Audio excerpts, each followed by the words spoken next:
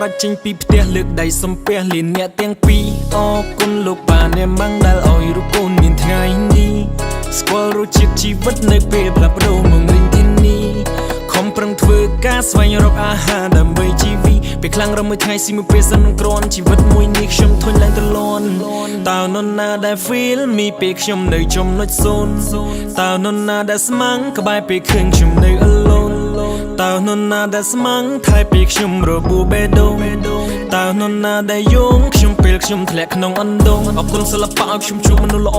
រាប់អានខ្ញុំដោយមិនគិតមានក្រអរគុណរត់ទាំងធ្វើធ្វើដោយភាពស្មោះសររមនុស្សសញ្ចេតនាខ្ញុំនឹងថែវាបន្តមិនណាល្អខ្ញុំមិនភ្លេចនោះទេមិនណាដែលអាក្រក់ក៏ខ្ញុំនៅចាំដែរចាំរស់សម្ដីគេនិយាយថាអាចសម្រេចព្រោះខ្ញុំណូតមកវាក្នុងសភ័យក្បាលឆ្កែ I do for my name yeah I do for my life thank all my friends always stay by my side ថាជីវិតខ្ញុំពីមុនវាលំបាកចំមិនណាយយកមិនដេកថ្ងៃមិនដេក